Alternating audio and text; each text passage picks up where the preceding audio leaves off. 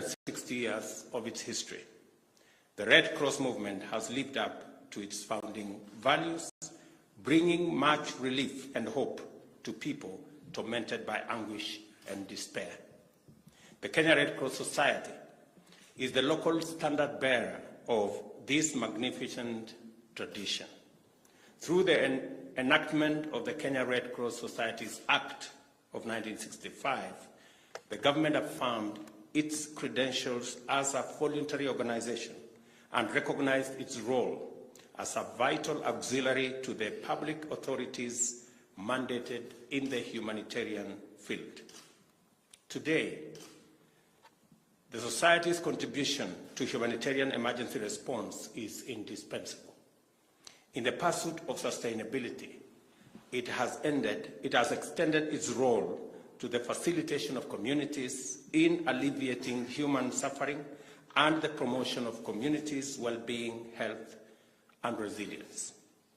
Through this, the Society has translated the powerful language of humanitarianism to our local situation. I applaud your efforts in building an organization that exemplifies passion and compassion. Under disaster risk management, the Society works to minimize adverse effects of calamities by enhancing preparedness, implementing mitigation measures, and developing effective response mechanisms.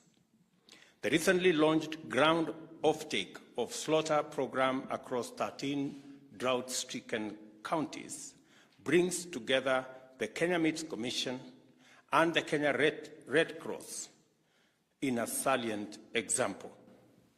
It aims at mitigating pastoralist losses from livestock deaths while relieving hunger and malnutrition in our arid and semi-arid rangelands by purchasing 27,000 livestock to assist nearly 270,000 households keep the drought at bay.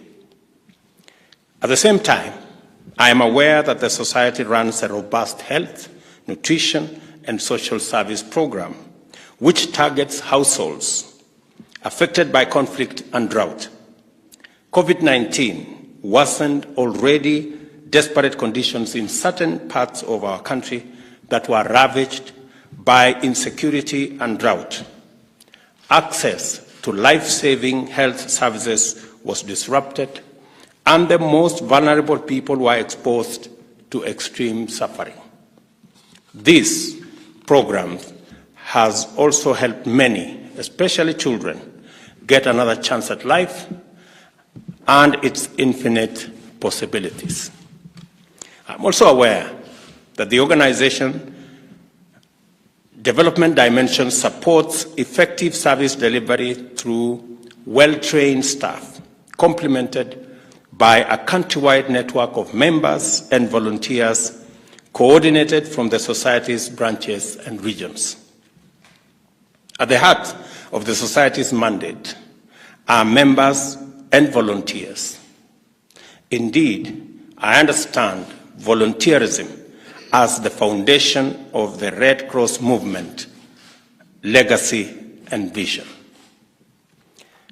I am also aware that the Society has stood with the people of this country in their darkest moments of pain, suffering, and sorrow. Like a true friend, it held our hands when we lost 7 children in a school fire in 2001. You stood with us during drought from time to time, and you have been by our side when our brothers and sisters were killed by criminals in Westgate, Garissa University, and the Dusit 2 Hotel. In these harrowing moments, the Society's solidarity has sown the seeds of hope, which enabled this nation to go forward again. I extend deep appreciation for all the 240,000 members and volunteers of the Kenya Red Cross, wherever they are, for what they have done for our communities and for their readiness to give their best whenever called upon. It is in this spirit of profound admiration, immense appreciation, and tremendous gratitude that I humbly accept your invitation to serve as the patron of the Kenya Red Cross. In so doing, I am aware that this patronage is traditionally conferred to the head of state.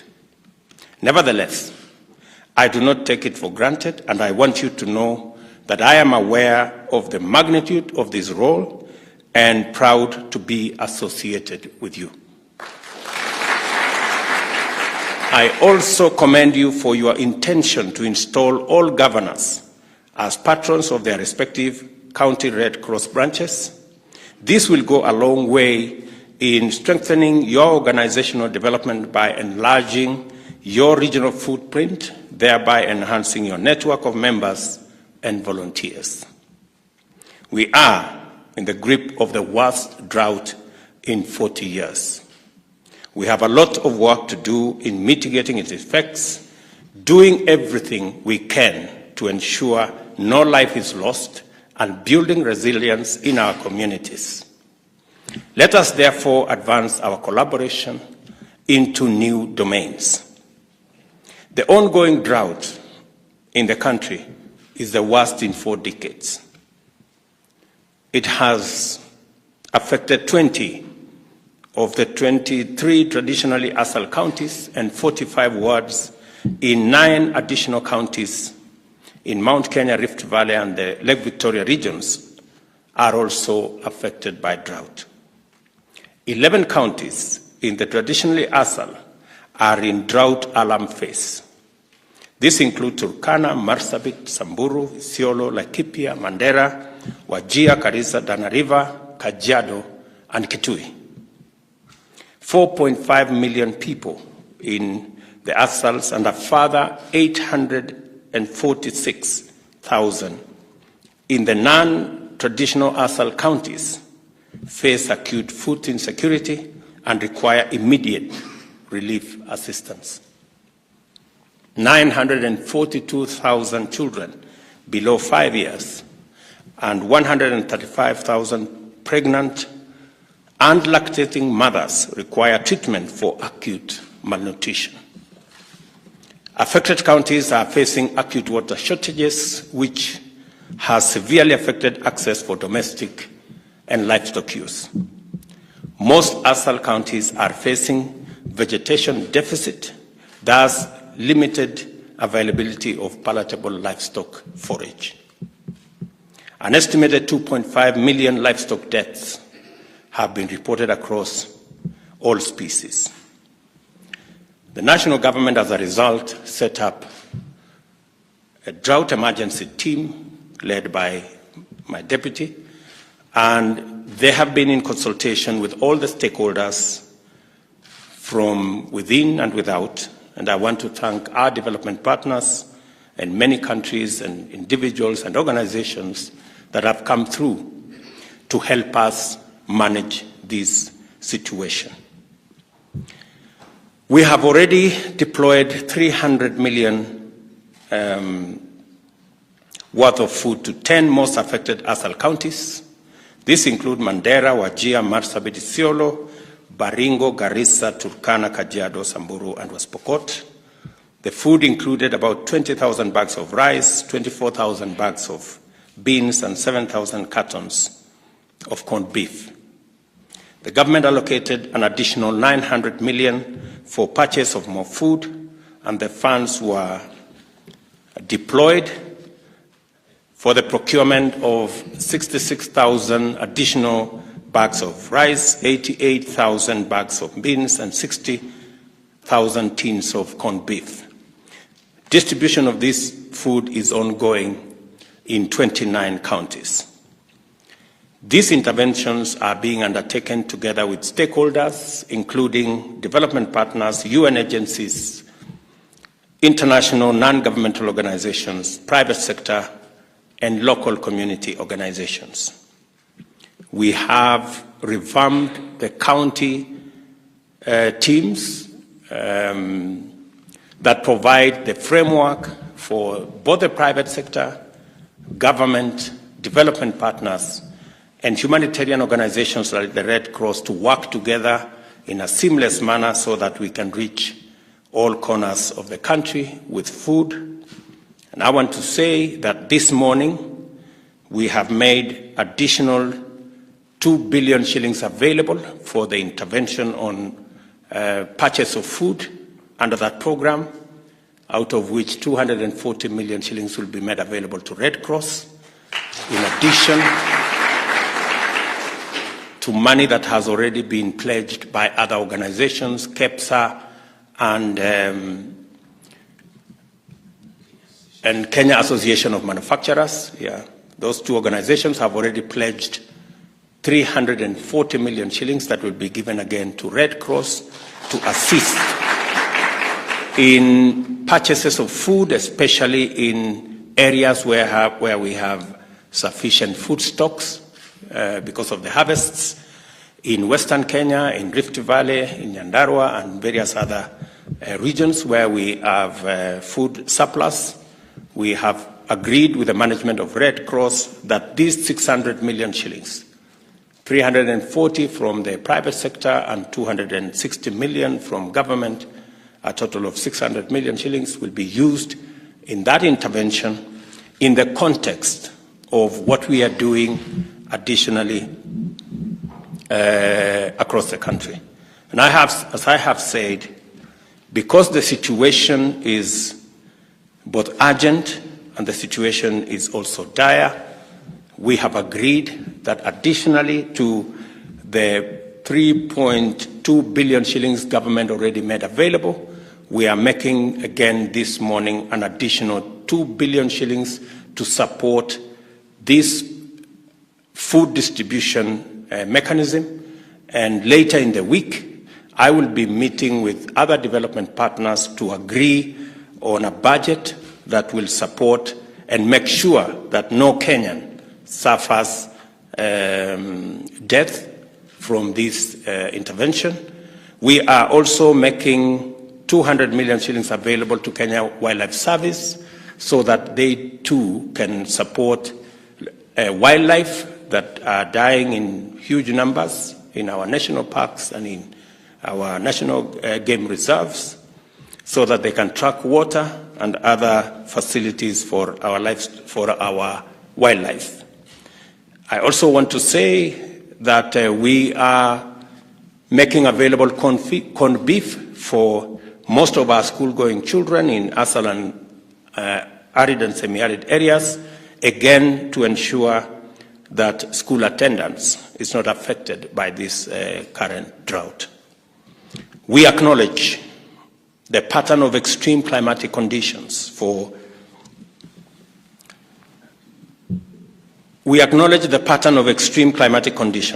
of alternate drought and floods in various parts of the country as being connected to climate change. I request you to use your existing capacity to mobilize communities and volunteers to complement our tree planting program. It is our aim to plant 5 billion trees in the next 5 years, and the initiative rolled out by the Red Cross is an excellent start. I expect you to go further and join us in sensitizing our communities about climate change and ways of building resilience through innovative programs to enhance food security. As I assume my new role as your patron, I am encouraged by your legacy of admirable accomplishments and motivated by the prospects of effective and transformative collaboration, even as we stride into a brave new world of challenges unprecedented in type and scale. With your profile as an effective institution, powerfully grounded vision, resonant mission, and formidable body of staff, members, and volunteers, there is every reason to be optimistic. I therefore look forward to a strong, productive partnership in being there for our people to offer relief during emergency and preparedness at all times. I am mindful and highly appreciative of the important role played by the Kenya Red Cross regionally and internationally. We are proud of the enhanced peer-to-peer support that you offer other national societies in various thematic areas. I also take this opportunity to congratulate Dr. Aisha Mohammed on her election to the governing board of the International Federation of Red Cross and Red Crescent Societies. Congratulations, Madam. This achievement demonstrates the confidence you have internationally and reflect the high regard that the Kenya Red Cross is held globally. I wish you success in your endeavors, and as requested by your governor, I look forward to coming to socialize myself with my new role as your patron and make sure that I understand what my role is, and I also understand how the organization is, and I hope when I come, you will welcome my comments. I look forward to that engagement because I think it's the time for us to build this organization. You have already a track record that the people of Kenya appreciate, understand, and associate with. And as I have said, we are in the middle of drought, and we have agreed this morning with the management of Red Cross that they will specifically work with us in Turkana County and all the other marginal counties in making sure that no corner of any county is left behind and no corner of any of our counties does not have access to food. I look forward to working with you, and as I have said, this morning the government of Kenya has made an additional 2 billion shillings available, and we are looking to work with our development partners to raise an additional 10 billion to be able to manage the current drought and ensure that no part of our country is unfairly affected by drought, and that we manage all the food reserves. I want to, my good deputy has already held the various meetings to make sure that the coordination is seamless and there are no duplications. The county coordination committees have been refocused so that the county governments, the national government, UN agencies, development partners, humanitarian organizations are working together in a seamless manner so that we can not only leverage on the economies of scale, but we also ensure that no part of any county is left behind. I am very confident that with these interventions, working with county governments, working with development partners and humanitarian organizations like Red Cross, we should be able to tackle this challenge, even as we focus on making sure that we deal firmly and decisively with the effects of climate change. And as we have said, as a government, apart from dealing with the current situation of drought, we are also making sure that we have continuous, sustained, predictable supply of food in our country. And that is why we are investing in fertilizer, we are investing in good quality seed, we have a huge program on irrigation, and we will be working with the Kenya Red Cross and other humanitarian organizations to build capacity in our communities, even as we build the infrastructure to harvest water. And we have said that the first 100 dams are already in the works with our Ministry of Water and Irrigation, because we want to bring at least double the area under irrigation from 670,000 to 1.5 million acres in the next 3 years, and begin the journey to exploit the full potential of 3 million acres to be put under irrigation in our country as a mechanism of ensuring that we have constant, predictable supply of food, both for human beings and for our livestock, as we seek to create a country that is sustainable and that is food secure. We are going to work together with Red Cross. I remember we went to Elgeyo Marakwet with Red Cross. They had a program there. Unfortunately, that program was overrun by cattle rustlers, but I want to promise you we will put cattle rustlers in their place, and we will make sure that those programs come to support communities in those areas. Asanteni sana. I wish you well, and you have my support. Asanteni. Thank you. Okay. Asante sana. So